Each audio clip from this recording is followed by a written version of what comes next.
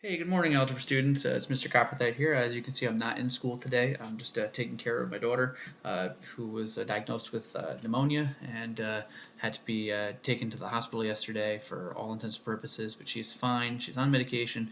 I'm home with her today and taking her to the doctors as well. So just getting her all squared away and taken care of. Picture. Just basically she was yesterday coughing a lot. We took her to the walk-in, and the walk-in said we got to take her to the hospital, so we took her to the hospital, and it was a long day. She's tired, she's sleeping, but here I am recording a video for you at 9:51 p.m. on Sunday night, so I want to make sure that you get a little bit of guidance today.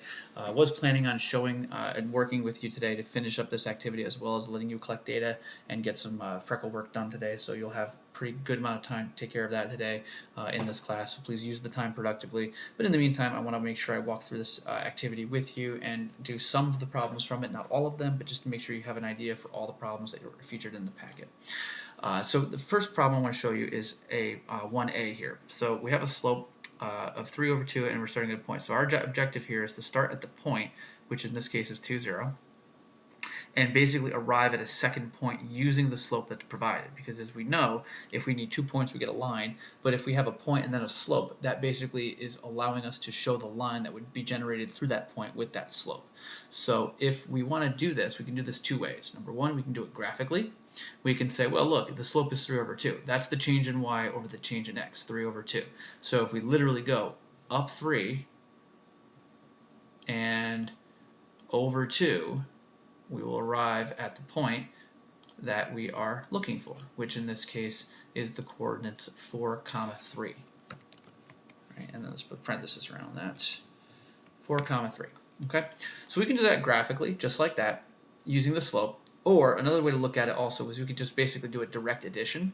So if we understand that the slope is the change in y over the change in x, we can take the point coordinates that we have, which in this case is 2, 0, and we could say, well, what's the change in x? Well, the change in x is 2, number on the bottom, right? And the change in y is 3, so we can go 0 plus 3. So if we just basically think of it as we're adding directly to the coordinates, we can also arrive at the same answer, 4, 3.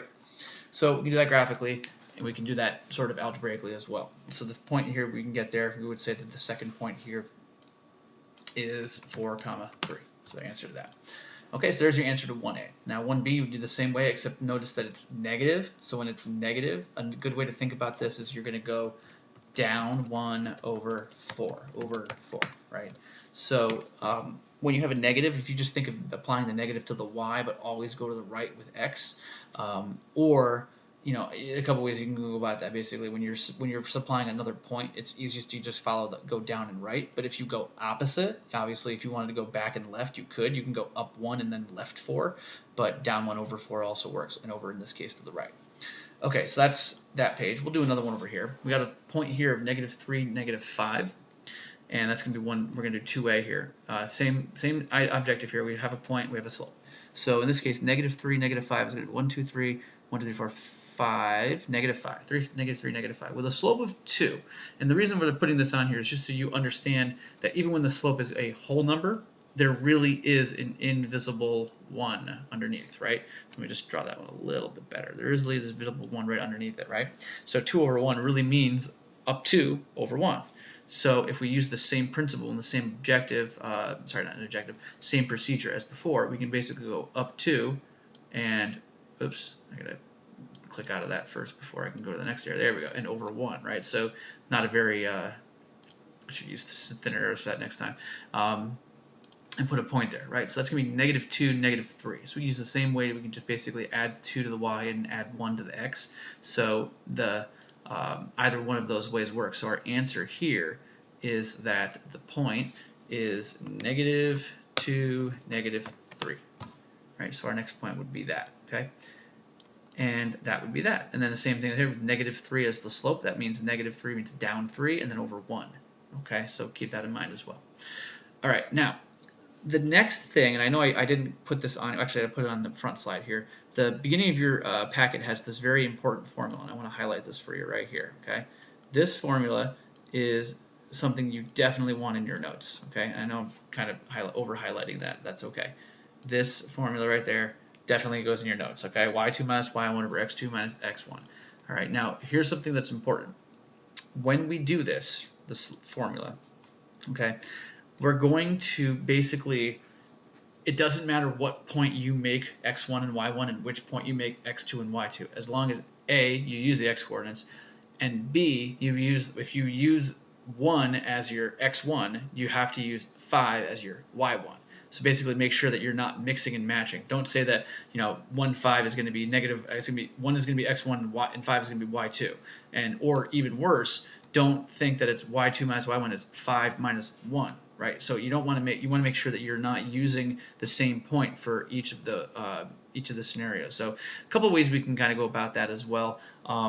We always could plot this too if we really didn't want to use the slope formula, but obviously the quickest way to do it is just to go ahead and use the formula.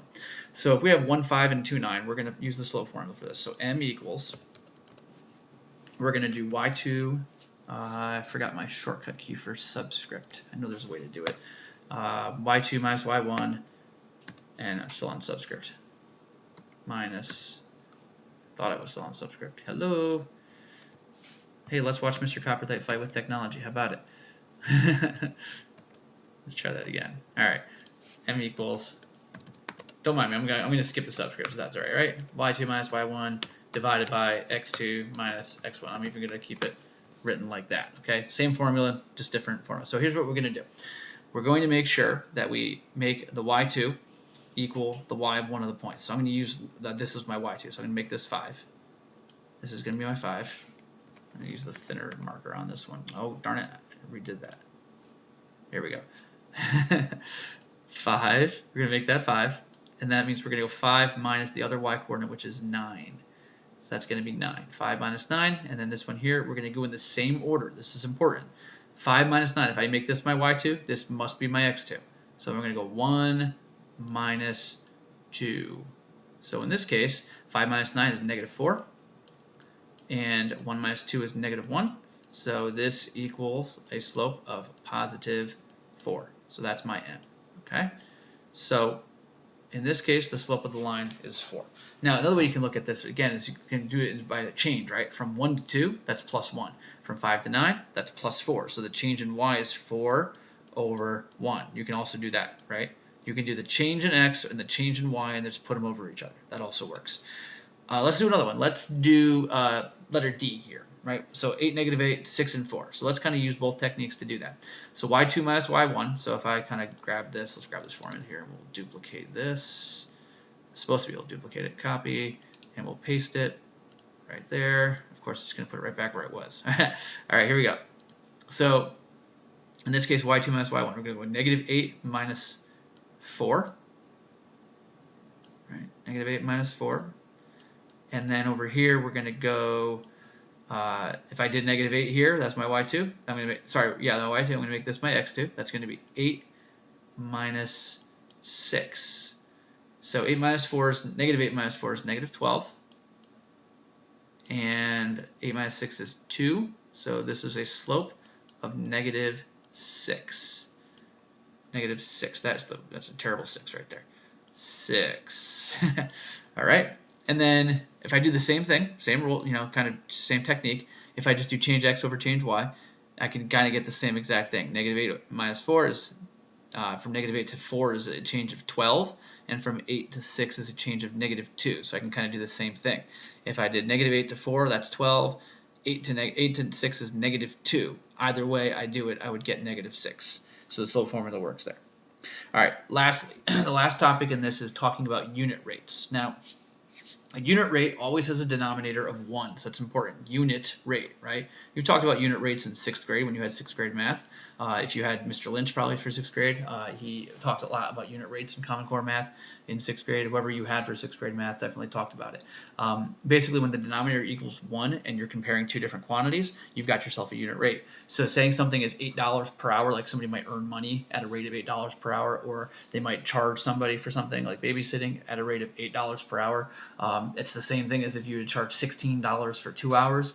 If it's distance in time, you can say, hey, 3 meters over 2 seconds. You can say it's 3.5 meters, 3.5 meters per second, or 1.5 meters per second.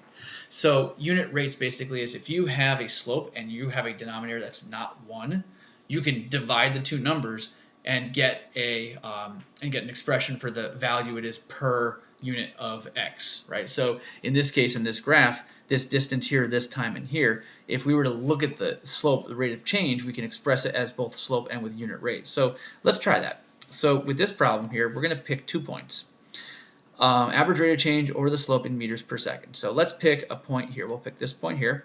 And obviously this is one of those problems where it doesn't really matter which points you pick as long as they're on the same line. So I'll pick this point here, which is 1, 5. And just for kicks, I'm going to pick this one here, which is 3, 1. Okay? So if I use the slope formula basically would be, well, let's use the coordinates here, right? The coordinates here are going to be 3, 1 for that one, and this one's going to be 1, 5. Q5, 1, 5. So same deal, y2 minus y1, so that's going to be 3 minus, that's x's, 1 minus 5, okay, divided by 3 minus 1. All right, so 1 minus 5 is negative 4, and 3 minus 1 is 2, so the slope is negative 2, okay? Now that means in this case, this is already written as a unit rate, so we would say that the unit rate here is negative 2 meters per second. We can also shorthand that and write it as negative 2 m over s. Okay, same kind of deal right there. So in this case, the distance is decreasing by 2 meters per second. All right, so there's that one. And let's go ahead and just do the others as well. Since you've made it this far, let's reward you for making it this far by going over the last 2 problems in the packet. So Sarah starts off with $50 in her piggy bank. Every week, she deposited the same amount of money in the bank. After 7 weeks, she had $67.50. Find the average rate of change or slope in dollars per week, which would be a unit rate. So in this case, I'm going to help you understand the concept of this function, which basically is we're thinking of it as y equals something, right, plus 50, right? So not think of it as a function. I'm sorry, that's not the way I wanted to think of it. In my head, I know it would work out as a function, but if we think of it this way, that we're going to have $67.50 after 7 weeks, we can think of it as, well, how much money did she get after that point? So in this case, if we do $67.50 minus 50, that means that we're at $17.50. So that means she earned $17.50 in 7 weeks, right? So that's a rate of change. That's a rate of change right there. That's money per week. Well, in this case, money in 7 weeks, right? So if I want to know what it is in money per week, I can divide 17.5 divided by 7.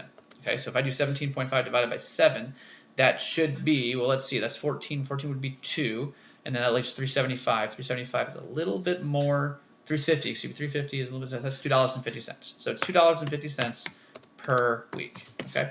Sometimes I double check my mental math about 4 times when I'm doing videos like this sometimes. So yeah, $2.50 per week, okay? And then with the last problem here, at 4 a.m. the temperature was 38 degrees Fahrenheit. By 11 a.m. the temperature had risen to 60 degrees Fahrenheit. What is the rate of change in slope or in degrees per hour? So in this case, degrees is on the top. Degrees is going to be our dependent variable. So we're going to do the change in the degrees, change in temp, divided by the change in time, okay? So that's what we're going to do. So in this case, the change in temp is going to be 60 minus 38 divided by the change in time, which is 11 minus 4. 11 a.m., right? They're both a.m., so we can go 11 minus 4 here. So this is going to be 22, divided by 7, right? So now in this case, 22 divided by 7, that's not a very nice number, right? That's going to be roughly, and I'm going to, just pardon me for the for skipping the actual calculator at this point, I believe it is 3.14. Is it 1.4? Yeah, I believe it's ish, 3.14-ish. In this case, degrees per hour, right? So if we think about the units of time, units of temperature, change in temperature in this case is in degrees Fahrenheit, and we should actually technically probably should say degrees Fahrenheit, per hour in this case because the time is in hours, right? So we can say that the unit rate in this case is 3.14 per hour. All right, and there you have it. So that takes care of this packet for you. Only a couple of problems I left out, so you can fill in the blanks on that and just get this submitted and turned into Google Classroom. Don't forget all your freckle work, and don't forget also get all the data you need so we can come in tomorrow on Tuesday and knock out some scatter plots. I'm looking forward to seeing you tomorrow. I do miss you all, and I will look forward to seeing you tomorrow. Have a nice day. Take care.